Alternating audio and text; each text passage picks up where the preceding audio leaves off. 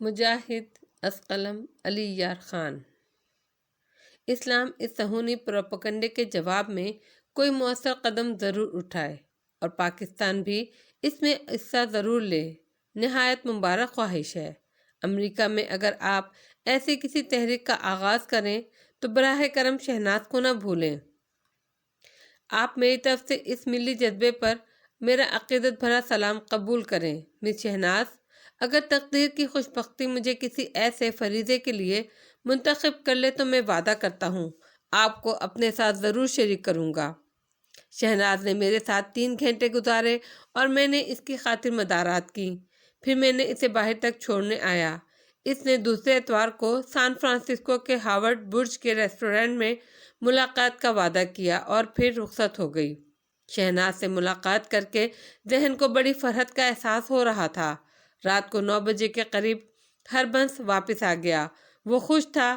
میں نے اسے شہناز کے بارے میں بتایا تو وہ خوشی سے اچھل پڑا اور معنی خیز انداز میں بولا، میری طرف سے مبارک قبول کرو۔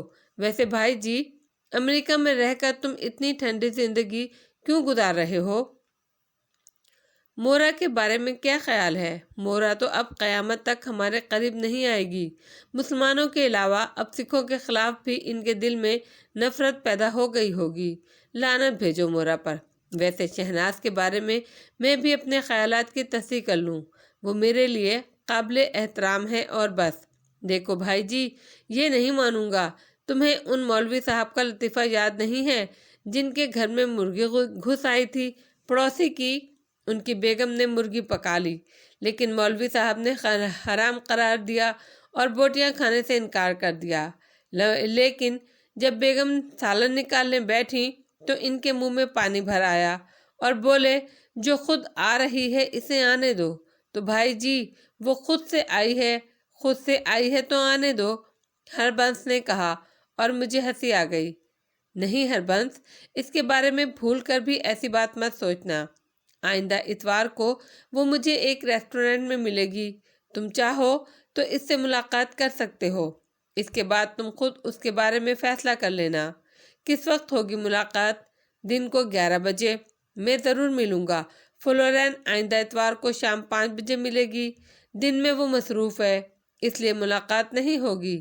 ٹھیک ہے، اور سناؤ ہمارے دشمنوں کا کیا حال ہے؟ ان کے بارے میں کوئی تازہ خبر موصول ہوئی؟ میں نے پوچھا۔ میں نے پورا بندوبست کر لیا ہے ان سسروں کا۔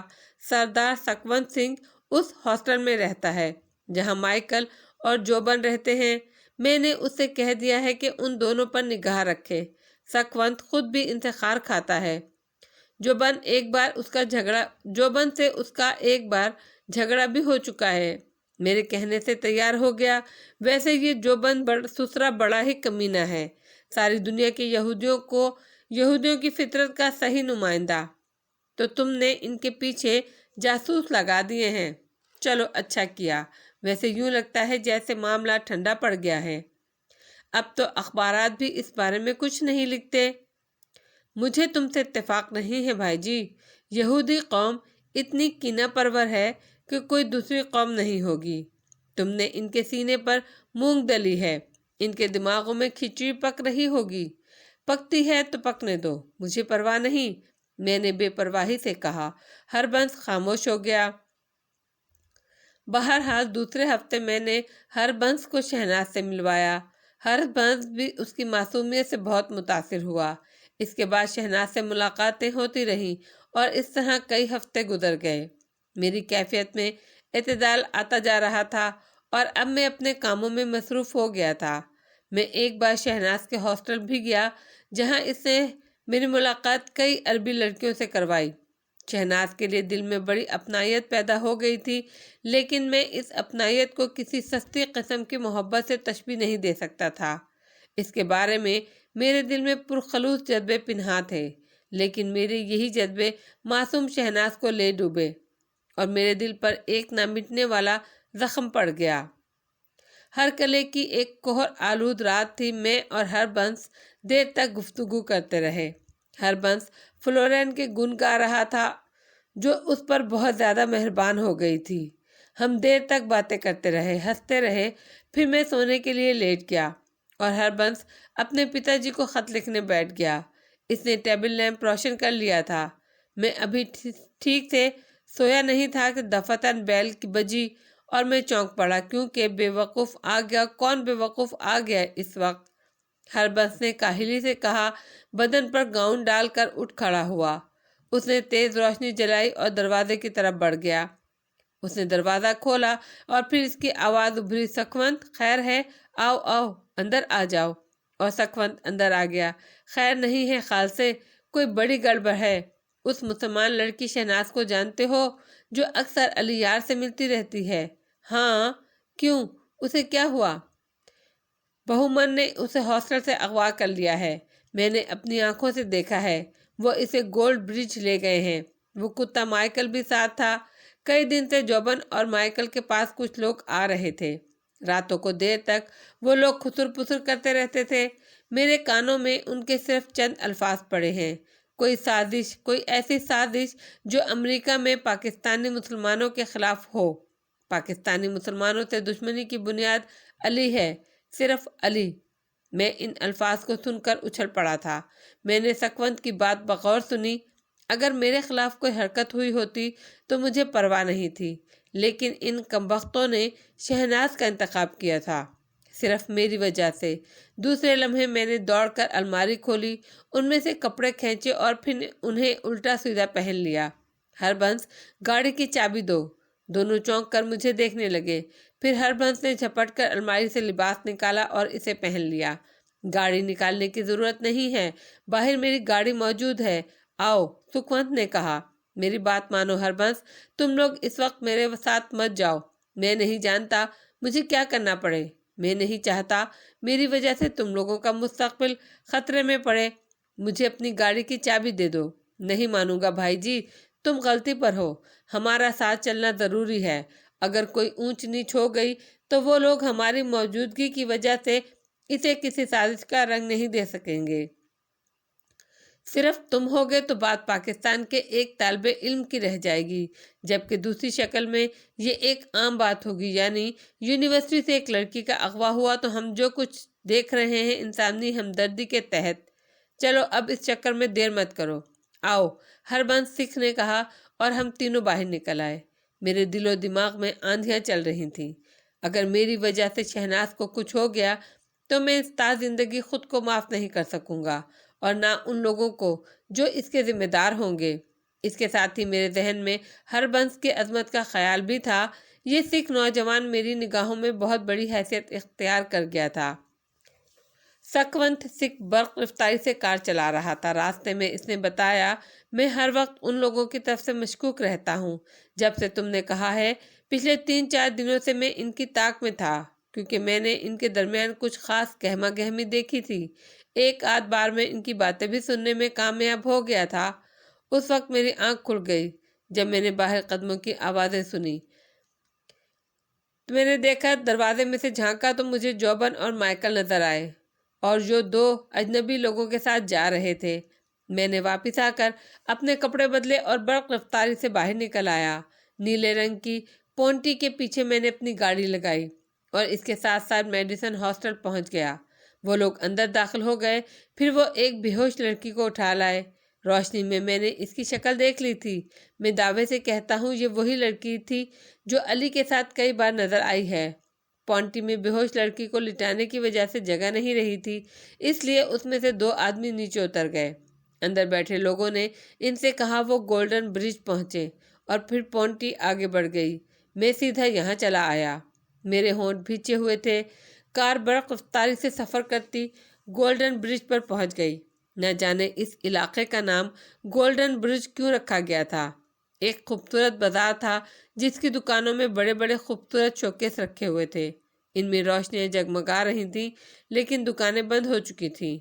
سکھوند سنگھ نے کار کی رفتار ہلکی کر دی اور بولا، مجھے اس الجھن کا احساس تھا، لیکن تم لوگوں کو اطلاع دینا بھی ضروری تھی۔ میرا مطلب ہے اب ہم انہیں کہاں تلاش کریں؟ یہ سوال میرے ذہن میں بھی تھا۔ اس بازار کے عقب میں سارانہ اسٹریٹ ہے جہاں رہائشی عمارتیں ہیں۔ کیا خیال ہے اس طرف چلیں؟ ہربنس سنگھ نے کہا، چلو اس طرف چلو، میں نے جواب دیا۔ سکھوند سنگھ نے کار ریورس کر کے موڑ لی۔ اسٹریٹ کے بعد اندرونی علاقے میں رہائشی عمارتیں خاموش کھڑی تھیں۔ سکون سنگھ سست رفتاری کے ساتھ کار آگے بڑھاتا جا رہا تھا۔ ہمیں اپنی ناکامی کا احساس تھا، بے مقصد ہی ہم یہاں چلے آئے تھے، اس طرح انہیں کہاں تلاش کیا جا سکتا ہے۔ پورا سانر اسٹریٹ چھان مارا لیکن نیلی پونٹی کہیں نظر نہیں آئی۔ سکون سنگھ نے گہری سانس لے کر میری طرف دیکھا۔ اب بتاؤ علی یار، ہم کیا کریں؟ میرا ذہن معطل تھا، میری سمجھ میں کچھ نہیں آ رہا تھا، بس دل و دماغ میں ایک آگ سلگ رہی تھی۔ ان لوگوں نے جو مذموم حرکت کی تھی وہ یہودی قوم ہی کر سکتی تھی۔ معاملہ میرا تھا، بات مجھ تک ہی رہتی تو بہتر تھا، لیکن وہ کسی گہری چال کی فکر میں تھے۔ سکون سنگھ کے کہنے کے مطابق ممکن ہے وہ پاکستانی طالب علموں کے لیے نفرت پھیلانا چاہتے ہوں، لیکن میں یہ نہیں چاہتا تھا۔ مجھے معلوم تھا حصول علم کے لیے آنے والوں میں سے ایسے بھی ہوں گے جن کے والدین نے ساری زندگی محنت کر کے انہیں یہاں بھیجا ہوگا، اور ان کی لاتعداد آرزوؤں سے ان سے وابستہ ہوں گی۔ ان کے لیے کوئی مشکل پیدا کرنا مناسب نہیں تھا، بہت ٹھنڈے دل سے کام کرنا ہوگا۔ واپس چلو سکون سنگھ، خطرہ ہے، گشتی پولیس ہم سے پوچھ گچھ نہ کر لے، میں نے سرد لہجے میں کہا۔ ہربنس اور سکون سنگھ نے بغور مجھے دیکھا۔ بات درست تھی، ہم پولیس کی نظر میں مشکوک نہیں ہونا چاہتے تھے۔ چنانچہ سکون سنگھ نے گاڑی موڑ دی اور ہم میرین ہاسٹل میں داخل ہو گئے۔ وہ یہودی یہی تھے، باقی رات نیند آنے کا سوال ہی نہیں تھا۔ میں نے کئی بار چائے پی اور ہم لوگ گفتگو کرتے رہے۔ بہت باتیں ہوئی تھیں، لیکن میرے ذہن میں جو خیالات پروان چڑھ رہے تھے میں نے کسی پر ان کا اظہار نہیں کیا تھا۔ صبح کو سکون سنگھ چلا گیا۔ پھر اب کیا ارادہ ہے بھائی جی؟ آج کیا کرو گے؟ ہربنس نے پوچھا۔ اس بد نصیب کے بارے میں معلومات حاصل کروں۔ ہربنس، اس کے ساتھ کیا سلوک ہوا؟ میں نے کہا۔ یہ میرے اوپر چھوڑ دو۔ ویسے سکونت کہہ گیا ہے کہ وہ مائیکل اور جوبن کے بارے میں رپورٹ دے گا۔ ان لوگوں کو ابھی اس بات کا شبہ تو نہیں ہوگا کہ کوئی ان کی طرف سے مشکوک ہو گیا ہے، اس لیے وہ زیادہ احتیاط نہیں رکھیں گے، ہربنس نے کہا۔ میں خاموشی سے گردن ہلاتا رہا۔ میرا دل شدید غم اور اندوہ کا شکار تھا۔ نہ جانے بیچاری شہناز پر کیا گزری، سارا دن ہاسٹل میں ہی گزار دیا۔ ہربنس دوپہر کو بھی واپس نہیں آیا۔ شام کو 6 بجے کے قریب ہربنس واپس لوٹا۔ اس کے ہاتھ میں شام کا اخبار تھا۔ تھکے تھکے انداز میں اس نے اخبار میرے سامنے ڈال دیا۔ اخبار کے پہلے صفحے پہ ایک خاص بڑی خبر تصویر کے ساتھ موجود تھی۔ میرا دل اچھل کر حلق میں آ گیا۔ گولڈن برج کے علاقے میں نوویک چوک کے ایک پارک سے ایک نوجوان لڑکی کی لاش ملی ہے، جسے عصمت دری کے بعد قتل کر دیا گیا۔ قاتل جنونی معلوم ہوتے تھے، ان کی تعداد 1 سے زیادہ تھی۔ قتل کرنے کے بعد قاتلوں نے لڑکی کے بدن پر مختلف مذاہب کے مقدس نشانات بنائے، جو جمع ہوا خون صاف کرنے کے بعد نمایاں ہوئے۔ اس کے علاوہ لڑکی کی پیشانی پر بھی ایک تحریر کھودی گئی ہے، جو یوں ہے: ایبرن ہال کے بڑ بولے کے لیے پہلا تحفہ۔ تصویر شہناز ہی کی تھی۔ نہ جانے کیوں رات ہی سے میرے دل پر شدید بوجھ تھا۔ کئی بار یہ خیال ذہن میں آیا تھا کہ شہناز اس دنیا میں نہیں ہے۔ دن میں بھی میں نے اسی لیے اس کو تلاش کرنے کی کوشش نہیں کی۔ مجھے یقین تھا کہ شہناز کے ساتھ کچھ ہو گیا ہے، رات ہی کو کچھ ہو گیا تھا، اور اس وقت میرے تمام شبہات پورے ہو گئے تھے۔ میں نے اخبارات ایک طرف ڈال دیے۔ ہربنس چور نگاہوں سے مجھے دیکھ رہا تھا۔ مجھ سے نگاہیں ملی تو اس نے نگاہیں جھکا لیں۔ مجھے افسوس ہے بھائی جی، وہ آہستہ سے بولا۔ سکون سنگھ کی کیا رپورٹ ہے؟ یوں لگتا ہے جیسے صبح کو واپس آ گئے تھے وہ۔ سکون سنگھ ساری رات کچھ نہیں بولا۔ نیلی پونٹی ہی انہیں چھوڑنے آئی تھی۔ سکون سنگھ نے نوٹ کیا تھا، میڈیسن ہاسٹل کی طرف تو نہیں گئے تھے؟ گیا تھا، اس میں سنسنی پھیلی ہوئی ہے، پولیس وہاں موجود ہے۔ رات کو ہاسٹل میں ایک تعزیتی جلسہ ہے، پولیس نے وہاں سخت انتظامات کیے ہیں۔ پاکستانی اور دوسرے ممالک کے طلبہ میں سخت بے چینی پھیلی ہوئی ہے۔ ایبرن ہال کے سلسلے میں جو حوالہ دیا گیا ہے، اس کے تحت لوگ تمہارا نام لے رہے ہیں۔ میرا خیال ہے پولیس بہت جلد تم تک پہنچ جائے گی، ہربنس سنگھ نے کہا۔ دیکھو ہربنس، تم کسی طور ان لوگوں کی نشاندہی نہیں کرو گے۔ ممکن ہے ایبرن ہال کی پوری رپورٹ میں اس سکھ نوجوان کا ذکر بھی آئے جس نے مسلمان طالب علم کی حفاظت کے لیے کرپان نکال لی تھی، اور اس سکھ نوجوان کو پولیس آسانی سے تلاش کر لے گی۔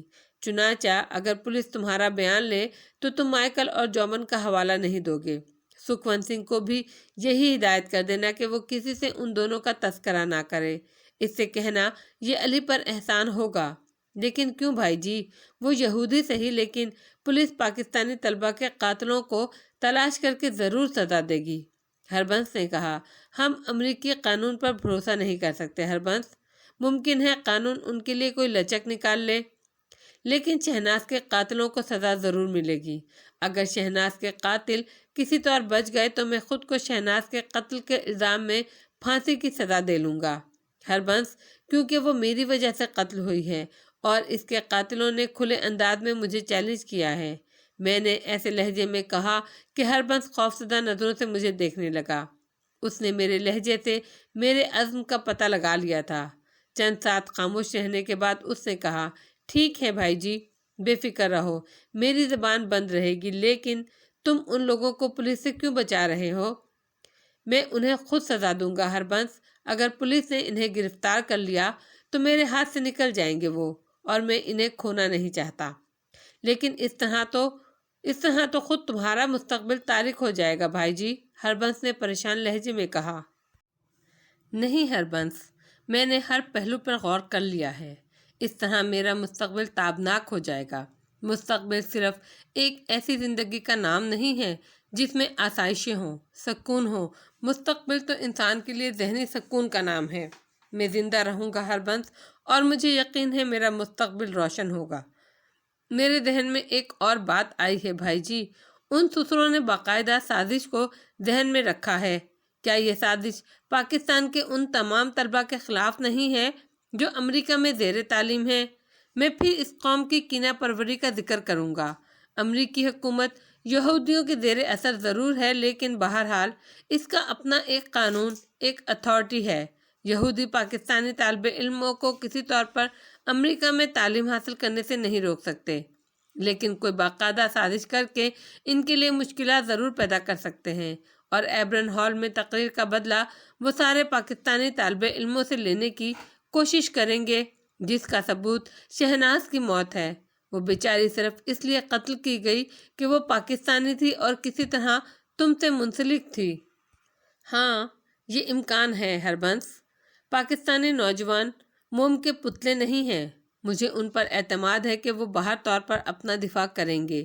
میں ان میں سے کسی کو اپنے ساتھ ملوث نہیں کروں گا، لیکن اس کے باوجود اگر کوئی انہیں صرف اس بنیاد پر ملوث کرتا ہے کہ وہ پاکستانی ہیں تو بہرحال انہیں خود اپنے مستقبل کا دفاع کرنا چاہیے۔ ہربنس کی یہ کوشش ناکام ہو گئی۔ وہ چاہتا تھا میں سیدھی سادھی مائیکل اور جوبن کی نشاندہی کر دوں، چند گواہ پیش کر دیے جائیں اور پھر قانون جانے اور اس کا کام۔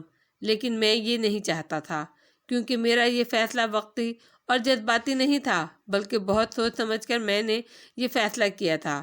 میں نے اپنی بے مصرف زندگی کا ایک مصرف تلاش کر لیا تھا، اور یہی مصرف مجھے مناسب لگتا تھا۔ پاکستان میں میرا گھر تھا، میرے ابا جی تھے، میرے سوتیلے بھائی تھے، لیکن اتنی عقل میرے اندر بھی تھی کہ میرے وطن واپسی میرے والد کے لیے پریشان کن ہوگی۔ میری سوتیلی والدہ ممکن ہے والد صاحب کی جائیداد میں میرا حصہ پسند نہ کریں، حالانکہ میرے نظریات کچھ اور تھے۔ میں اکثر سوچتا تھا کہ والد صاحب میری تعلیم پر جو خرچ کر چکے ہیں وہ جائیداد میں سے میرے حصے کی حیثیت رکھتا ہے، اور وطن واپس جانے کے بعد میں انہیں منع کر دوں گا کہ میں مزید کچھ نہیں لینا چاہتا۔ لیکن یہ تو صرف میری سوچ تھی نا، ان لوگوں کے ذہنوں میں کیا کھچڑی پک رہی تھی میں اس سے ناواقف تھا۔ لیکن اب ساری الجھنوں کا حل مل گیا تھا۔ ہر چند کہ مجھے اپنی سوہنی دھرتی پیاری تھی، میں اس زمین میں کمل کھلانے کے خواب دیکھا کرتا تھا۔ میں سوچتا تھا میرا سوہنا شہر قصور میرا منتظر ہوگا، میں واپس جاؤں گا تو اپنے ملک کی حتی المقدر خدمت کروں گا، لیکن حالات نے میرا راستہ بدل دیا۔ ان بدلے ہوئے راستوں پر بھی میں اپنے وطن کے نام کے چراغ جلاؤں گا۔ میں اپنے ہر موئے تن سے اپنے وطن کو خراج عقیدت پیش کروں گا۔ ہربنس اپنی کوشش میں ناکام ہو کر خاموش ہو گیا، لیکن میں اس کی پریشانی محسوس کر رہا تھا۔ تھوڑی دیر میرے پاس رک کر وہ پھر چلا گیا۔ سکھونت سنگھ کو وہ میری درخواست کے بارے میں بتانا چاہتا تھا۔ شام 5 بجے سادہ لباس میں ملبوس 2 افراد میرے پاس پہنچ گئے۔ انہوں نے یونیورسٹی کے سربراہ کا اجازت نامہ دکھاتے ہوئے اپنے کارڈ دکھائے۔ وہ مقامی انتظامیہ سے تعلق رکھتے تھے۔ ہم آپ کا کچھ وقت لینا چاہتے ہیں جناب، براہ کرم کیا آپ تھوڑی دیر کے لیے ہمارے ساتھ چلیں گے؟ مجھے یقین ہے پاکستانی طلبہ کے قتل کے سلسلے میں میری ضرورت ہوگی۔ میں نے خوش اخلاقی سے ان دونوں سے مصافحہ کرتے ہوئے کہا، آپ کا خیال درست ہے، میں حاضر ہوں۔ میں نے ان لوگوں سے بھرپور تعاون کا مظاہرہ کرتے ہوئے کہا اور پھر ان کے ساتھ باہر کھڑی پولیس کار میں بیٹھ کر چل پڑا۔ امریکی پولیس سے میں ناواقف نہیں تھا۔ ان لوگوں کی اعلیٰ کارکردگی کی بہت سی مثالیں میرے سامنے موجود تھیں، اس لیے ان کے سوالوں کے جواب دینے میں مجھے نہایت ہوشیاری سے کام لینا تھا۔ میں انہیں کوئی موقع نہیں دینا چاہتا تھا۔ پولیس ہیڈ آفس کی ایک خصوصی برانچ کے ایک شعبے میں مجھے لے جایا گیا۔ انتہائی خوبصورت آفس میں مجھے چند تجربہ کار افسران کے سامنے پیش کر دیا گیا۔ میری فائل ان کے سامنے موجود تھی۔ یونیورسٹی سے میری رپورٹ بھی یقیناً حاصل ہو گئی ہوگی۔ بہرحال مجھے خوشی تھی کہ میری رپورٹ صاف ستھری تھی، جو میرے سامنے ہی دہرائی گئی۔ صاف ستھری طبیعت کا مالک، شراب نہیں پیتا، تفریحات صرف سیر و سیاحت تک محدود، لڑکیوں سے دور رہتا ہے، کبھی کسی سے کوئی جھگڑا نہیں رہا، کسی گروپ بندی سے دور ہے، کسی سیاسی پارٹی سے غیر منسلک، کسی غیر تعلیمی شعبے میں حصہ نہیں لیا، قانون کا ذہین طالب علم، مستحکم مالی حیثیت کا مالک، پاکستان کے ایک متمول گھرانے سے تعلق۔ امریکی محکمہ خصوصی کے افسر اعلیٰ نے مسکراتے ہوئے میری طرف دیکھا اور پھر پر اخلاص لہجے میں بولا، آپ کی یہ بہترین رپورٹ ہمیں بہت متاثر کرتی ہے۔ محکمہ پولیس کے اس دفتر میں آپ کو ایک شریف نوجوان کی حیثیت سے خوش آمدید کہا جاتا ہے۔ آپ کی یہاں آمد پولیس سے تعاون تصور کی جاتی ہے۔ ہمیں امید ہے آپ ہماری توقعات کو پورا کریں گے۔ میں حاضر ہوں جناب، میں نے انکساری سے جواب دیا۔ شکریہ۔ کیا میں جان سکتا ہوں کہ آئزیک جوہان سے آپ کے تعلقات کس طرح ہو گئے؟ کیا آپ نہیں جانتے تھے کہ وہ یہودی ہیں؟ آئزیک جوہان سے اس دن میری پہلی ملاقات ہوئی تھی۔ میرا ایک سکھ دوست ان کی بیٹی مورا جوہان سے متعارف تھا اور وہ اسی سے ملاقات کرانے لے کر گیا تھا، جہاں جوہان کو میں نے پہلی بار دیکھا۔ جوہان نے ہمیں ایبرن ہال آنے کی دعوت دی اور یہ نہیں بتایا تھا کہ ایبرن ہال میں کیا تقریب ہے۔ ایبرن ہال میں آپ مشتعل کیوں ہوئے؟ اس لیے کہ وہاں کے مقرر نے اسلامی تاریخ کو مسخ کر کے پیش کیا تھا۔ اس نے میرے مذہب پر ایسے رقیق حملے کیے کہ میں برداشت نہیں کر سکا۔ میں نے جواب دیا، کیا ایک طالب علم کی حیثیت سے آپ کو اپنے اوپر قابو نہیں رکھنا چاہیے تھا؟ میں پہلے مسلمان ہوں، اس کے بعد طالب علم ہوں۔ مجھے ایبرن ہال میں بلایا گیا تھا۔ اگر میرے علم میں ہوتا کہ وہاں مسلمانوں کے خلاف کوئی اجتماع ہے تو میں ہرگز وہاں نہیں جاتا۔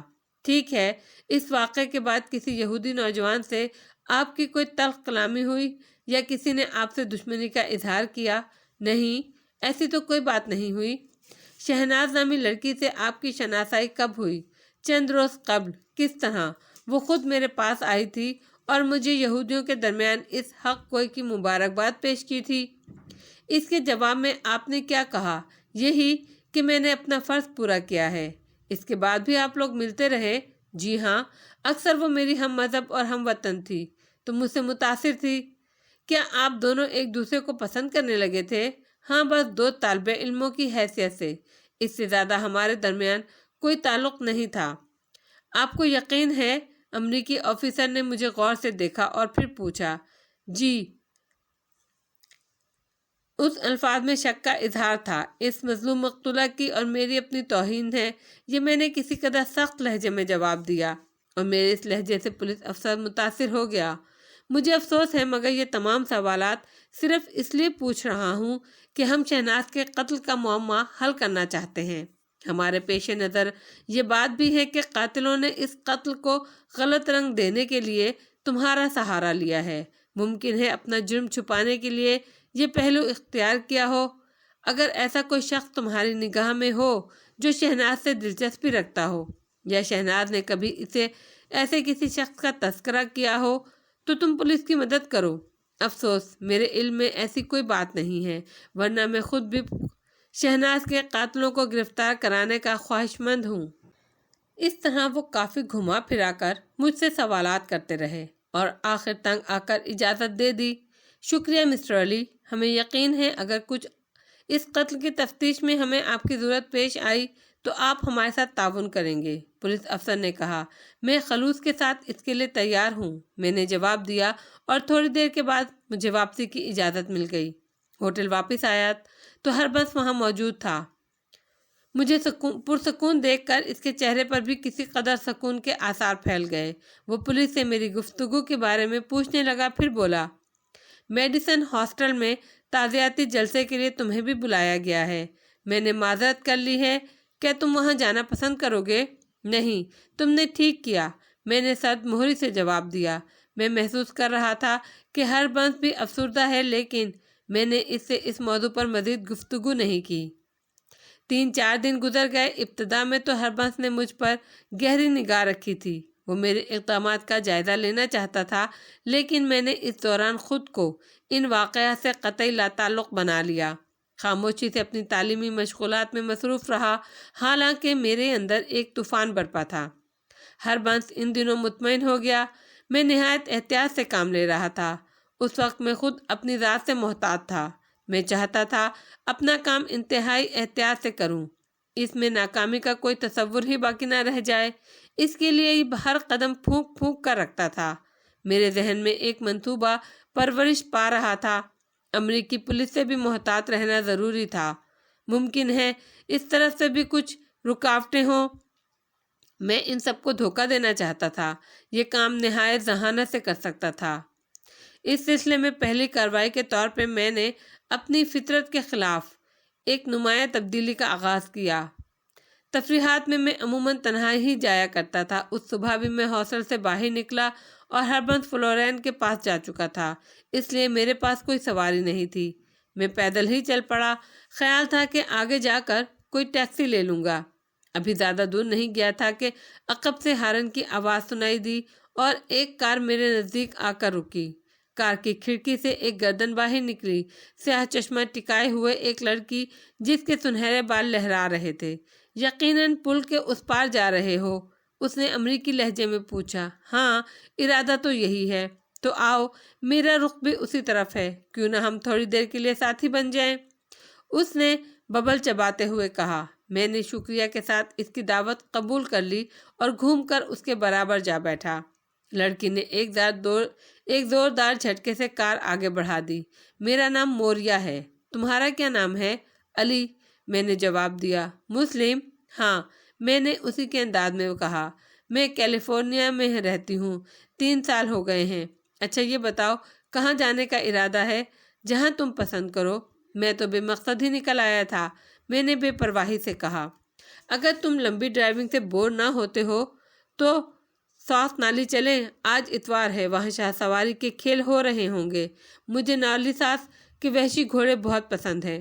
شاہ سواری میرا پسندیدہ مشغلہ ہے، شاید تمہیں اس سے کوئی دلچسپی نہ ہو، لیکن میں خود ایک عمدہ سوار ہوں۔ مجھے کوئی اعتراض نہیں، لیکن ہمیں شام تک واپس آ جانا ہوگا۔ یقیناً یہ بھی کوئی کہنے کی بات ہے، موریا نے کہا، اور ہمارے درمیان طے ہو گیا۔ برج کے فاصلہ طے کرنے کے بعد ہم سان فرانسسکو میں داخل ہو گئے۔ وہاں سے موریا نے کھانے پینے کی کچھ اشیاء خریدی جن کی ادائیگی میں نے کی تھی۔ اس کے بعد اس نے شہر کے آخری پیٹرول پمپ سے پیٹرول لیا اور پھر مجھ سے بیلٹ باندھنے کی درخواست کی۔ اس نے خود بھی اپنی کمر سے بیلٹ باندھ لی تھی۔ اس کے بعد چکنی اور شفاف سڑک پر کار ہوا ہو گئی۔ موریا نہایت اعتماد سے ڈرائیونگ کر رہی تھی اور میں خاموش بیٹھا موریا کی کار کو دور سے دیکھ رہا تھا۔ اس پر جنون سوار ہوتا جا رہا تھا۔ وہ اپنی کار سے آگے کسی دوسری کار کو دیکھنے کی روادار نہیں تھی۔ رفتار بتانے والی سوئی کسی بھی لمحے 100 کے ہندسے سے نیچے نہ رہی۔ وہاں آگے بڑھ کر وہ 100، 150 اور 180 کے درمیان بھی کبھی کبھی پہنچ جاتی تھی۔ راستے میں وہ گفتگو بھی کرتی رہی جو عموماً گھوڑوں یا گویوں کے بارے میں تھی۔ رات کو ایپرا ہاؤس میں ایبی گوران کا پروگرام ہے، کیا تمہیں ایبی گوران پسند ہے؟ صرف ایک بار اسے دیکھنے کا اتفاق ہوا ہے، آج دوسری بار دیکھ لینا، وہ مسکرا کر بولی، اور میں نے گردن ہلا دی۔ کار کی اسی رفتار نے فاصلے کم کر دیے۔ راستے میں ایک پیٹرول پمپ پر رک کر کافی پی گئی اور اس کے بعد کار سالیناس کی خوبصورت قصبے میں داخل ہو گئی۔ سالیناس ہسپانوی زبان کا لفظ ہے اور لاطینی زبان کے لفظ سال سے بنا ہے، جس کے معنی ہے نمک۔ شہر سالیناس دریائے سالیناس کے شمالی وادی میں ہے۔ دریا کا رخ بار بار بدلنے کی وجہ سے اس کے گرد نمک کے پہاڑ کھڑے ہو گئے ہیں۔ سان فرانسسکو کی رونق کے سامنے سالیناس ایک خاموش دیہات ہی معلوم ہوتا ہے۔ اس کی آبادی 10-15 ہزار سے زیادہ نہیں ہے اور وہاں زیادہ تر مویشی بانی ہوتی ہے۔ اینڈریو باشندے شاہ سواری کے ماہر ہوتے ہیں۔ جانوروں کی نگہبانی اور مسلسل کئی دن گھوڑوں کی پشت پر رہنے کی وجہ سے شاہ سواری ان کا معمول ہے۔ تحت نگاہ ہرے بھرے کھیت پھیلے ہوئے تھے۔ شہر بہت خوبصورت سجا ہوا تھا۔ بینرز لگے ہوئے تھے جن پہ روڈ جوشوں میں حصہ لینے والوں کے نام لکھے ہوئے تھے۔ سالیناس کے باشندے روایتی لباس میں جگہ جگہ نظر آ رہے تھے۔ سر پر بڑے تنکوں کے ہیٹ پہنے وہ منفرد دکھائی دیتے تھے۔ موریا واقعی گھڑ سواری کی عاشق تھی۔ اس نے ایک جگہ سے تنکوں کے 2 ہیٹ خریدے اور ہم دونوں انہیں پہن کر روزمین طرز کے کول گراؤنڈ میں پہنچ گئے۔ ہر طرف گھوڑے اور بھینسیں اپنے سواروں کے ساتھ موجود تھے۔ پھر شو شروع ہو گیا۔ شاہ سوار گھوڑوں کی پشت پر بیٹھ کر کرتب دکھانے لگے۔ وہ برق رفتاری سے گھوڑوں کی پشت سے جھکتے اور زمین پر پڑے ہوئے سکہ اٹھا لیتے۔ نوجوان لڑکیوں نے بھی یہاں گھڑ سواری کے ناقابل یقین کرتب دکھائے۔ اس کے بعد بھینسیں پکڑنے کا مظاہرہ ہوا اور کئی گھنٹے سالیناس میں گزارنے کے بعد بالآخر ہم واپس چل پڑے۔ موریا سے میری کافی گفتگو ہوئی۔ اس نے مجھے اوپرا شو کی پیشکش کی لیکن میں نے اسے معذرت کر لی۔ بہرحال دوسرے دن دوپہر کے بعد ملاقات کا وعدہ کر کے وہ مجھ سے رخصت ہو گئی۔ موریا سے یہ ربط رنگ رلیاں منانے کے لیے نہیں بڑھایا گیا تھا، بلکہ میں نے ایک خاص مقصد کے لیے اس کی قربت حاصل کی تھی۔ اس کی آڑ میں مجھے اپنا کام کرنے کا موقع مل سکتا تھا۔ دوسرے دن جب موریا میرے ہاسٹل آئی تو ہربنس بھی موجود تھا۔ اس نے مانیخیز مسکراہٹ سے ہم دونوں کو دیکھا اور پھر باہر نکل گیا۔ موریا کے جانے کے بعد ہربنس واپس آ گیا اور پھر وہی بکواس کرنے لگا جس کی مجھے توقع تھی۔ میں نے بھی تردید نہیں کی تھی۔ اس طرح ہربنس کو اور شہ مل گئی۔ وہ نہ جانے کیا کیا بکواس کرتا رہا۔ میں نے صرف مسکرانے پر اکتفا کیا اور پھر موریا سے روزانہ ہی ملاقات ہونے لگی۔ اب میں اس کے ساتھ اتوار کے علاوہ مختلف دنوں میں بھی تفریحی پروگراموں میں حصہ لینے چلا جاتا تھا، لیکن اس سلسلے میں نے اپنے کام کا آغاز بھی کر دیا تھا۔ انتہائی خاموشی اور احتیاط کے ساتھ میں نے سان فرانسسکو کے اس بازار سے جہاں اوپرا ہاؤس کے شو روم تھے میک اپ کا سامان خریدا اور پھر ہوٹل نیو شانزے میں مسٹر گریس کے نام سے ایک کمرہ بھی حاصل کر لیا۔ مسٹر گریس میں اور مجھ میں صرف مونچھوں اور اینک کا فرق تھا اور یہ نہایت ہلکا میک اپ تھا جسے آسانی سے چلتے پھرتے استعمال کیا جا سکتا تھا۔ اس طرح میں نے اپنی کوششوں کا آغاز کر دیا۔ موریا سے میں اتنا گھل مل گیا تھا کہ دوسروں کو کوئی شبہ نہیں ہو سکتا تھا۔ تب ایک دن میں نے ہربنس کے سامنے اعتراف کر لیا، ہاں ہربنس، اب تنہائی کی زندگی حماقت معلوم ہوتی ہے، لیکن موریا بہت محتاط لڑکی ہے۔ کس طرح؟ ہربنس نے سوال کیا۔ میری کسی دعوت کو سوچے سمجھے بغیر قبول نہیں کرتی، البتہ کہہ چکی ہے کہ ہاسٹل سے باہر بھی وقت گزارا جائے تو کوئی حرج نہیں۔ کیا میں اس کی یہ دعوت قبول کر لوں؟ مجھے تو یہ تعجب ہے بھائی جی کہ اب تک تم نے کیوں تکلف کیا؟ ایسے کاموں میں دیر حماقت ہوتی ہے۔ اور پھر اطمینان رکھو، کسی کو کانوں کان خبر نہیں ہوگی کہ تم کس وقت ہاسٹل میں نہیں ہوتے۔ ہربنس نے کہا، تو پھر وعدہ پوزیشن سنبھال لو گے؟ یہ بھی کوئی پوچھنے کی بات ہے بھائی جی، بڑی مشکل سے تم دھپ پر آئے ہو، لیکن ایک خیال رکھنا، موٹے نہ ہونا، ورنہ پھر میری طرح صبح صبح اٹھنا پڑے گا۔ نہ جانے عشق کر کے لوگ موٹے کیوں ہو جاتے ہیں۔ ساری روایات الٹ گئی ہیں آج کل۔ پہلے عاشق دبلے ہوتے تھے اور اب موٹے ہو جاتے ہیں۔ پہلے عشق میں بھوک نہیں لگتی تھی، اب بھوک زیادہ لگتی ہے۔ ہربنس کی بکواس شروع ہو گئی۔ اس طرح مجھے مزید موقع مل گیا۔ لوگوں کا خیال تھا میں شہناز کو بھول گیا۔ مجھے احساس ہوا میں ان چکروں میں پڑھ کر اپنی تعلیم سے دور ہٹ گیا تھا، لیکن حقیقت یہ نہیں تھی۔ تعلیم سے میرا دل اچاٹ ہو گیا تھا اور شہناز ایک ایک لمحے میرے سینے میں زندہ تھی۔ میں اس کے مظلومانہ خون کو نہیں بھولا تھا۔ نہ جانے سکرنٹو میں اس کے والدین کا کیا حال ہوا ہوگا۔ شہناز کی لاش اس کے والدین کو پہنچا دی گئی تھی، لیکن میں کسی مسئلے میں شریک نہیں ہوا تھا۔ میرے لیے اور کچھ ہی کرنا تھا۔ میں اس کے لیے کچھ کرنا چاہتا تھا، اس کا عبرتناک انتقام لینا چاہتا تھا اور اسی کے لیے کوشاں تھا۔ ہوٹل کے کمرے میں میں نے پہلی رات گزاری اور خاصی رات تک میں اپنے پروگرام ترتیب دیتا رہا۔ صبح کو مجھے چند لوگوں سے ملاقات کرنی تھی، اسی لیے جلدی جاگ گیا اور پھر مونچھوں اور اینک کے ساتھ باہر نکل آیا۔ دن کے 2 بجے میں ہاسٹل واپس پہنچا تھا، لیکن ہربنس سے میں جس قدر چہکنے کی توقع کر رہا تھا اس کے برعکس اسے سنجیدہ پایا۔ اسے سنجیدہ دیکھ کر مجھے حیرت ہوئی۔ کیا بات ہے ہربنس، کیا فلورین نے تمہیں آخری نوٹس دے دیا ہے؟ کیسا نوٹس بھائی جی؟ اس نے پھیکے سے انداز میں پوچھا۔ وزن گھٹانے کا۔ ممکن ہے اس نے کہا ہو آئندہ وہ تم سے اس وقت ملے گی جب تم اپنا وزن 50 پاؤنڈ کم کر لو گے۔ ارے نہیں بھائی جی، اگر کوئی لڑکی یہ شرط لگا لے تو میں اس پر جوابی شرط لگا سکتا ہوں کہ آئندہ میں اس سے اس وقت ملوں گا جب وہ 60 پاؤنڈ وزن بڑھائے گی۔ بات یہ نہیں ہے۔ پھر کیا بات ہے؟ کیوں سنجیدہ ہو؟ پریشان ہوں بھائی جی، ایک بات ذہن میں اٹکی ہوئی ہے، سوچ رہا ہوں بتاؤں یا نہیں۔ اگر میرے مفاد میں ہے تو بتا دو، اگر نہیں ہے تو تم جیسا پسند کرو۔ میں نے اسے غور سے دیکھتے ہوئے کہا، یہی تو فیصلہ نہیں کر پاتا کہ تمہارے مفاد میں ہے یا نہیں۔ بہت کچھ بھولا ہوا دکھ یاد دلا دوں تو پھر اچھی بات نہیں، ہربنس نے کہا۔ اگر تمہاری مناد شہناز سے ہے تو بتا دو، کیا بات ہے؟ تمہارا یہ خیال غلط ہے کہ میں شہناز کو بھول گیا ہوں۔ اگر یہ بات ہے تو ٹھیک ہے، شکریہ کہ تم نے میری الجھن دور کر دی۔ بات اسی سے متعلق ہے۔ آج نیلی پونٹی کا پتہ چل گیا ہے۔ یہ کار فلورین کے بھائی جان کی ہے۔ جان فیلر جوہان کے دوستوں میں سے ہے۔ گولڈن برج کے عقب میں سونر اسٹریٹ کا بنگلہ نمبر 99 جوہن کی ملکیت ہے۔ یہ بنگلہ خالی ہو رہتا ہے، وہ لوگ اسے اپنی رنگ رلیوں کے لیے استعمال کرتے ہیں۔ میرے ذہن میں آگ سلوک اٹھی۔ میں نے تصور کی آنکھ سے شہناز کو اس بنگلے میں دیکھا۔ جوہن اور اس کے شیطانی ساتھی شہناز کی پاکیزگی کا دامن تار تار کر رہے تھے۔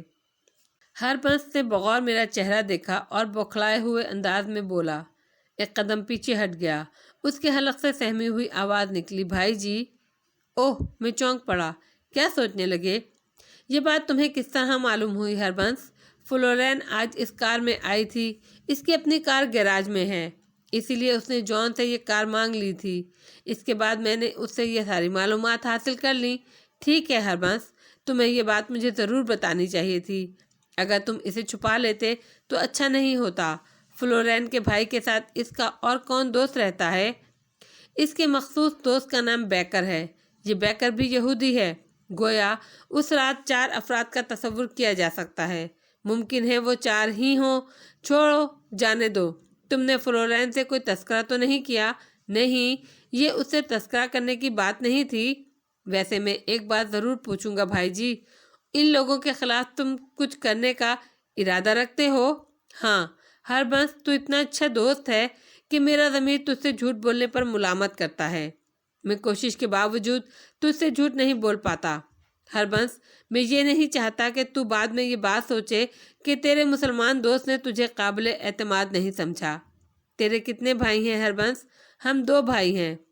دوسرا بھائی تم سے بڑا ہے؟ نہیں، چھوٹا ہے۔ گویا تمہارے باپ کا بڑھاپا تم سے وابستہ ہے۔ میرے 6 بھائی ہیں اور انہیں میری ضرورت نہیں۔ اس لیے ہربنس، اپنے باپ کو آرزوؤں کا خیال کرو۔ تم تعلیم مکمل کر کے اپنے وطن جاؤ، وہاں بہت سے لوگ تمہارے منتظر ہیں۔ میری فکر چھوڑو، میں بہت مضبوط ہوں، اتنا مضبوط کہ تم تصور نہیں کر سکتے۔ میں تمہیں بھی بھائی سے کم نہیں سمجھتا بھائی جی۔ یہ بات مجھے مرتے دم تک یاد رہے گی ہربنس، میں نے جذباتی لہجے میں کہا۔ مجھے یہ بھی بتاؤ گے کہ تم کیا کرنے کا ارادہ رکھتے ہو؟ نہیں ہربنس، میں چاہتا ہوں تم پر ذرا بھی آنچ نہ آئے۔ میں تمہیں محفوظ رکھنا چاہتا ہوں، میں نے کہا، اور ہربنس پریشان نظر آنے لگا۔ بہرحال میں نے اس کی کوششوں کے باوجود اسے کوئی خاص بات نہیں بتائی۔ میں کسی قدر ہربنس کو مستقبل خراب نہیں کرنا چاہتا تھا۔ دوستی کی اتنی بڑی قیمت وصول کرنا میرے بس کی بات نہیں تھی۔ یونیورسٹی سے اب میرا لگاؤ نہ ہونے کے برابر رہ گیا تھا۔ بہت کم لیکچر اٹینڈ کرتا تھا، زیادہ تر باہر ہی رہتا تھا۔ اس دوران میں نے سارا اسٹریٹ کے بنگلہ نمبر 99 پر بھی نگاہ رکھی تھی۔ 2-3 بار میں ان بدماشوں کو دیکھ چکا تھا۔ وہ اکثر اس بنگلے میں رنگ رلیاں منانے جاتے تھے۔ کئی بار مختلف لڑکیاں بھی ان کے ہمراہ بنگلے میں داخل ہوتی نظر آئیں۔ میں ان پر گہری نگاہ رکھ رہا تھا۔ دوسری طرف میرے دوسرے کام بھی جاری تھے، لیکن بعض امور میں کچھ مشکلات پیش آ رہی تھیں۔ ایک شام جب میں اس ہوٹل کے ڈائننگ ہال میں بیٹھا ہوا تھا جہاں میں نے کمرہ لیا ہوا تھا، مجھے لوئی شے نظر آئی۔ اس چینی نژاد لڑکی کو میں نے کافی عرصے کے بعد دیکھا تھا۔ ہال میں داخل ہوتے ہی اس نے مجھے دیکھ لیا اور اپنی مخصوص مسکراہٹ کے ساتھ وہ میری میز پر آ گئی۔ اگر اس وقت میں اپنے اس میک اپ میں ہوتا تو شاید وہ مجھے پہچان نہیں سکتی، لیکن میں چونکہ آج ہوٹل میں قیام کا ارادہ نہیں رکھتا تھا، اس لیے میں نے مونچھیں نہیں لگائی تھیں۔ ہیلو لوئی۔ ہیلو علی، کیا بات ہے؟ بہت مصروف ہو ان دنوں؟ نہیں لوئی، کوئی خاص مصروفیت تو نہیں ہے۔ ملے نہیں، ناراض ہو؟ تم اتنی پیاری لڑکی ہو کہ تم سے کوئی ناراض نہیں ہو سکتا، میں نے مسکراتے ہوئے کہا، اور وہ بھی مسکرانے لگی۔ پھر ایک دم چونک کر بولی، ارے ہاں، پچھلے دنوں تمہارا نام یہاں کے اخبارات میں نظر آیا تھا۔ میں نے کئی بار تم سے ٹیلی فون پر رابطہ کیا، لیکن نہیں ہو سکا۔ اس سلسلے میں کوئی الجھن تو باقی نہیں رہ گئی؟ الجھن تو بہت بڑی ہے لوئی شے، لیکن حالات ساتھ نہیں دے رہے۔ میں نے ایک گہری سانس لے کر کہا، نہ جانے کیوں میرے دل میں یہ خیال آیا تھا کہ لوئی شے مکمل طور سے قابل اعتماد ہے، اسے تبادلہ خیال کیا جا سکتا ہے۔ کیسے حالات؟ تمہیں اس بارے میں مکمل تفصیلات معلوم ہیں لوئی شے؟ ہاں، اخبارات کی حد تک میں جانتا ہوں لوئی شے۔ ساری دنیا میں صہیونیت مسلمانوں کے خلاف سرگرم عمل ہے۔ اسے قرآن قدر سرمایہ کا تحفظ حاصل ہے۔ ان لوگوں نے اسلام اور مسلمانوں کے خلاف جو کچھ کیا ہے وہ تاریخ کی بدترین مثال ہے، لیکن ایبرن ہال میں اس یہودی کی بکواس سن کر میرا خون کھول اٹھا اور میں برداشت نہیں کر سکا۔ نتیجے میں نے اس کی تقریر کی پول کھول دی، اس کی بکواس کی دھجیاں اڑا دیں، اور یہودی میرے دشمن ہو گئے۔ امریکہ ایک آزاد ملک ہے، لیکن اس پر یہودی تسلط ہے، اس قدر ہے کہ اعلیٰ احکام یہودیوں کی مٹھی میں ہیں اور ان کے خلاف کچھ نہیں کر سکتے۔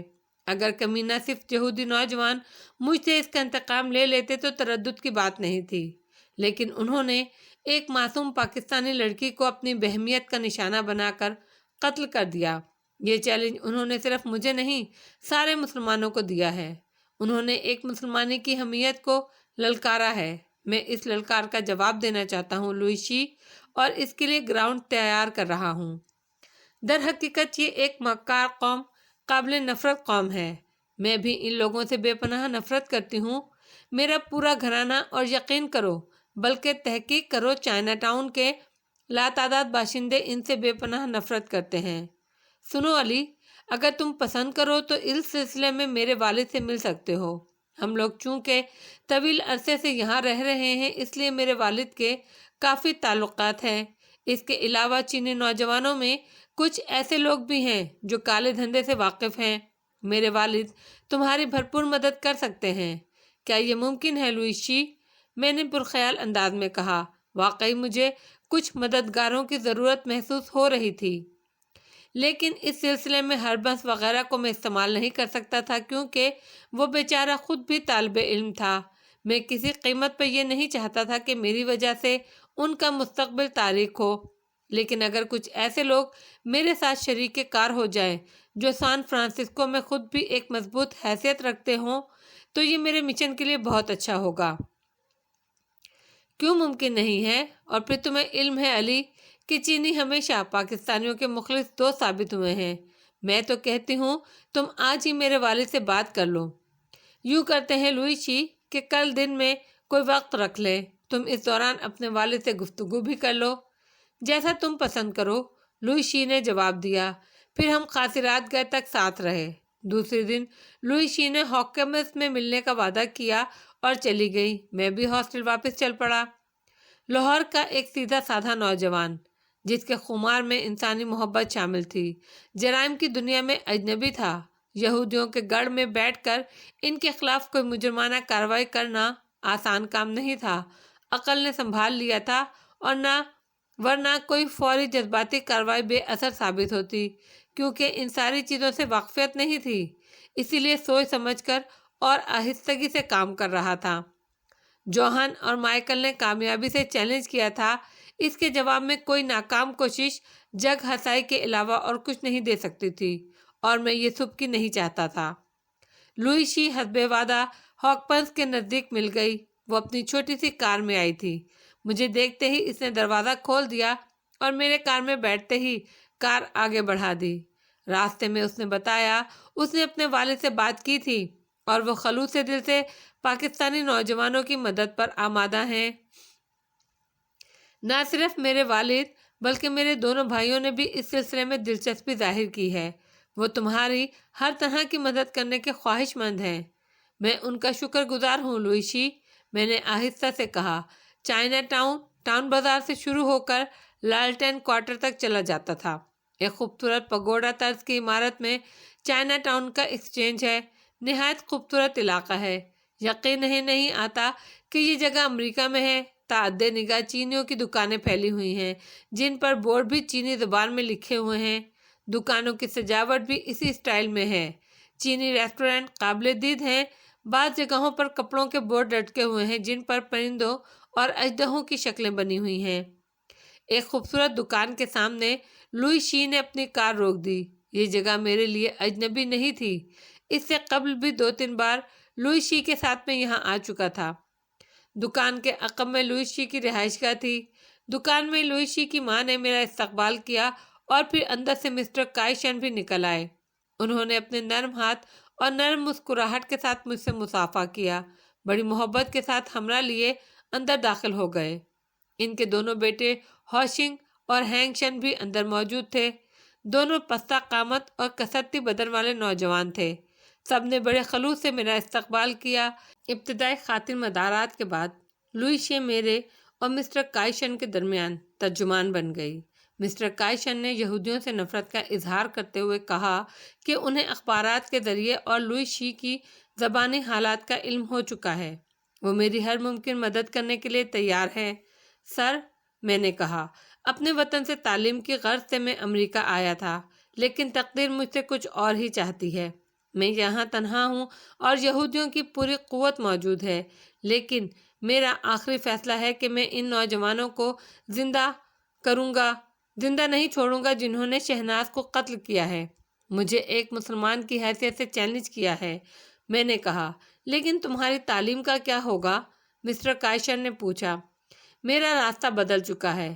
میں یہودیوں کے خلاف اس طویل جدوجہد میں حصہ لینے کا فیصلہ کر چکا ہوں جو میرے ہم مذہب کر رہے ہیں، اور میں اس سلسلے میں ابتدائی کارروائی چاہتا ہوں۔ کیا یہ ممکن نہیں کہ تم پہلے خاموشی سے اپنی تعلیم مکمل کر لو، اس کے بعد اس سلسلے میں کوئی کارروائی کرو؟ میں تعلیم چھوڑ چکا ہوں، اب مجھے اس سے لگاؤ بھی نہیں رہا ہے۔ ہاں، اچھا یہ بتاؤ تمہارا پروگرام کیا ہے؟ میں نے شہناز کے قاتلوں کو تلاش کر لیا ہے۔ وہ 4 افراد ہیں۔ انہیں قتل کر کے میں یہاں سے نکل جاؤں گا۔ کہاں جاؤ گے؟ فی الحال سان فرانسسکو سے نکل جانے کا خواہش مند ہوں۔ اس کے بعد جو ہوگا دیکھا جائے گا۔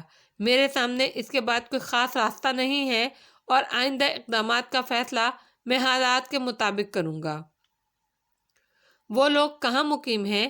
سورنر اسٹریٹ کے ایک مکان میں وہ جمع ہوتے ہیں۔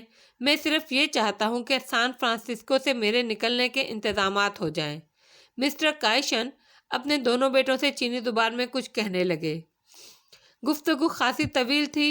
پھر لوئی شی مجھ سے مخاطب ہو کر بولی، میرے دونوں بھائی یہ ذمہ داری قبول کرنے کے لیے تیار ہیں۔ انہوں نے پیشکش کی ہے کہ وہ ہر طرح کا تعاون کرنے کے لیے تیار ہیں۔ یہ لوگ انگریزی بول سکتے ہیں؟ میں نے پوچھا، اور ہوشن کے ہونٹوں پر مسکراہٹ پھیل گئی۔ میں کام چلانے کے قابل انگریزی بول لیتا ہوں، لوئی شی کے ایک بھائی نے کہا۔ کافی ہے۔ میں آپ لوگوں کے اس خلوص کا شکریہ ادا کر کے اس محبت کو بے حقیقت نہیں کرنا چاہتا۔ مجھے آپ کی مدد کی واقعی ضرورت ہے، میں نے ہوشن سے کہا۔ اس نے دونوں ہاتھ کھول کر شانے ہلا دیے۔ کافی دیر تک ہم لوگ وہاں بیٹھے گفتگو کرتے رہے، और फिर मैंने रात को होशन और हैंगशन को अपने होटल आने की दावत दी और दोनों ने वादा किया कि फिर जब मैं उनसे इजाज़त तलब करके उठा तो लुइसिया ने पेशकश की कि वो मुझे हॉस्टल छोड़ देगी, लेकिन मैंने इसे तकलीफ देना मुनासिब नहीं समझा और अब मुझे इस सिलसिले की आखिरी कार्रवाई मुकम्मल करनी थी।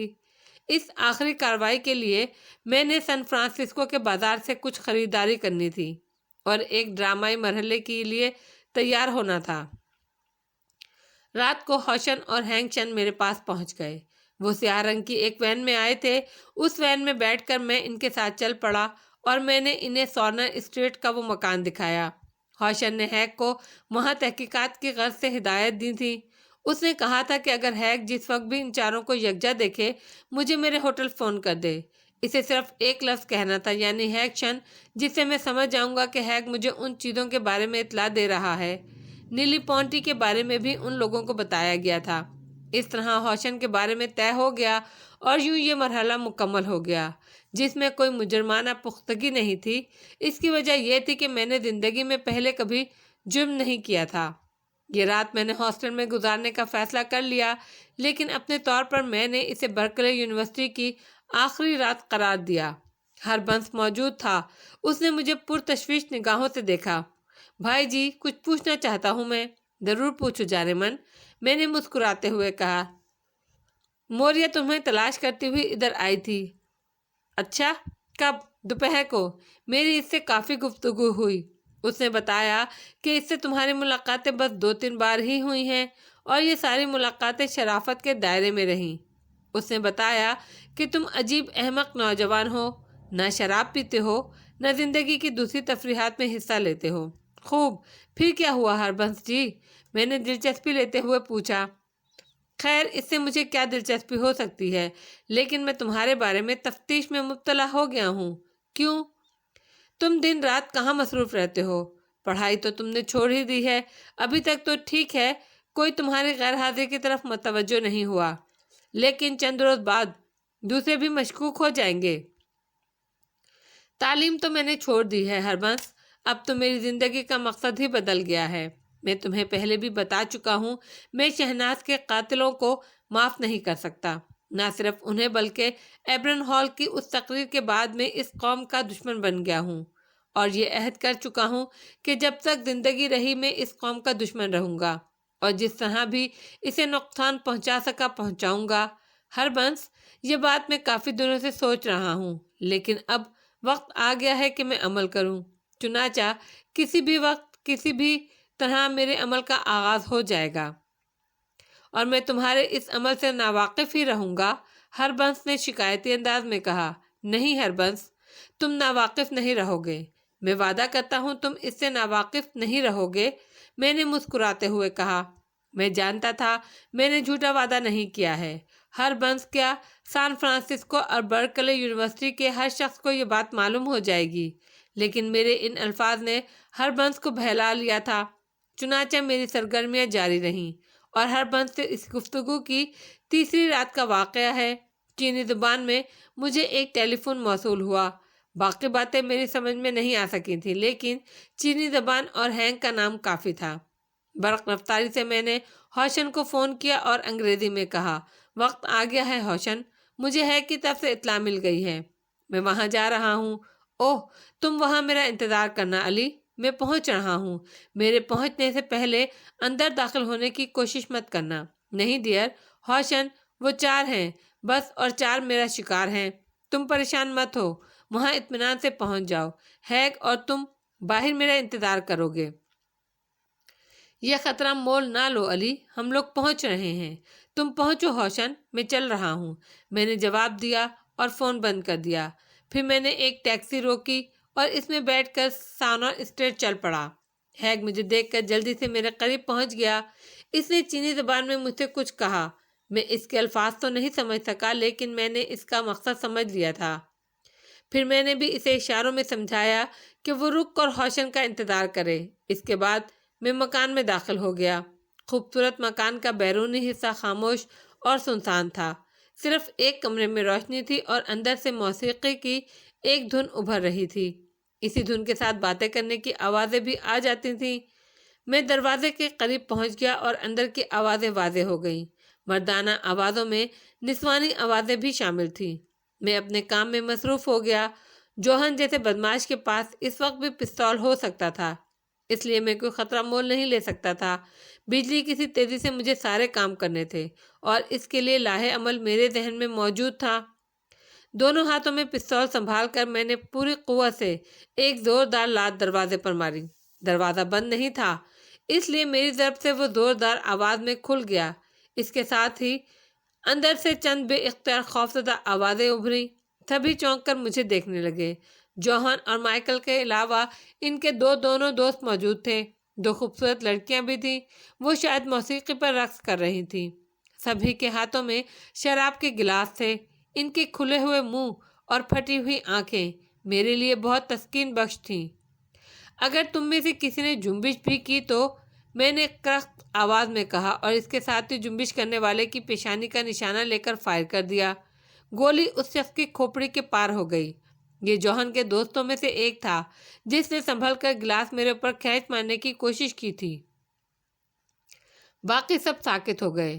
گولی کا شکار ہونے والے کے بدن میں تشنج تھا اور وہ موت سے دور بھاگنے کی کوشش میں کوئی غیر مرئی شے پکڑنے کی کوشش کر رہا تھا۔ مجھے پہچان گئے ہوگے مائیکل اور جوہن، میں ایبرن ہال کا بڑ بولا ہوں جسے تم لوگوں نے چیلنج کیا تھا، اور میں اس چیلنج کا جواب دینے آیا ہوں۔ یہ جواب ابھی تشنہ ہے۔ یہ جواب تو میں تمہاری پوری قوم کو دوں گا اگر تقدیر نے مجھے اس کا موقع فراہم کیا۔ میں نے دوسرا فائر کر کے جوہن کے دوسرے ساتھی کو بھی ڈھیر کر دیا۔ دونوں لڑکیوں نے چیخنے کی کوشش کی تو میں نے پستول کا رخ ان کی طرف کر دیا۔ تم حرام موت مرنے کی کوشش مت کرو، میں تمہیں کوئی نقصان نہیں پہنچاؤں گا۔ اور ان کی چیخیں ان کے حلق میں پھنس گئیں۔ شاید یہی وہ کمرہ ہوگا جوہن جہاں تم شہناز کو اغوا کر کر لائے تھے۔ بزدل یہودیوں، ایک کمزور لڑکی کو اپنا انتقام کا نشانہ بنا کر تمہیں غیرت نہیں آئی؟ جوہن، مائیکل، تم نے یہ گندی حرکت کر کے اپنی قوم کے لیے ایک عفریت کو جنم دیا ہے۔ تمہاری اس مذموم حرکت کا خمیازہ تمہاری پوری قوم کو بھگتنا ہوگا۔ شہناز کے خون کے ہر قطرے کا حساب لاتعداد یہودیوں کو دینا ہوگا۔ ہم نے کچھ نہیں کیا، ہمیں معاف کر دو، مائیکل ریان نے دونوں ہاتھ جوڑتے ہوئے کہا۔ وہ خوف کے مارے رونے لگا تھا۔ میں نے مسکراتے ہوئے لڑکیوں کی طرف دیکھا۔ سنو لڑکیوں، تم یہاں سے زندہ واپس جاؤ گی اور یہاں کے حالات بے کم و کاست پولیس کو، اخبارات کو بتاؤ گی تو میں تمہیں تلاش کر کے قتل نہیں کروں گا۔ اگر تم نے ایک بات بھی چھپائی تو کسی بھی وقت تم دونوں کا حشر ان سے مختلف نہیں ہوگا۔ چنانچہ یہاں سے رہا ہونے کے بعد تم پولیس اسٹیشن جاؤ گی اور پولیس کو بتاؤ گی کہ پاکستان کے ایک نوجوان نے ایبرن ہال میں ایک یہودی کی گندی تقریر کی دھجیاں اڑائی تھیں، اور اس کے جواب میں چند یہودی غنڈوں نے ایک مسلمان لڑکی شہناز کو اغوا کر کے قتل کر دیا تھا۔ اسی نوجوان نے شہناز کے قتل کا انتقام کس طرح لیا۔ تم پولیس کو بتاؤ گی کہ مکار یہودی مرتے وقت اس کے سامنے رو رو کر زندگی کی بھیک مانگ رہے تھے۔ تم پولیس کو بتاؤ گی کہ نوجوان نے چیلنج کیا ہے، اس نے پیشن گوئی کی ہے کہ بہت جلد وہ وقت آئے گا جب پوری یہودی قوم اسی طرح رو رو کر زندگی کی بھیک مانگ رہی ہوگی، لیکن اسے زندگی نہیں ملے گی، اسی طرح جیسے یہ چاروں زندگی سے محروم ہو رہے ہیں۔ میں نے وقت ضائع کیے بغیر جوہن اور مائیکل پر بھی گولیوں کی بارش کر دی۔ پورے 6 فائر میں نے ان کے بدن کے مختلف حصوں پر کیے تھے۔ دونوں لڑکیاں دہشت زدہ ہو کر ایک دوسرے سے چمٹ گئی تھیں۔ ان کے بدن بری طرح کانپ رہے تھے۔ مجھے ان سے نفرت تھی، بے پناہ نفرت۔ مائیکل اور جوہن کے تڑپتے ہوئے سر جسم میں دیکھتا رہا اور پھر باہر نکل آیا۔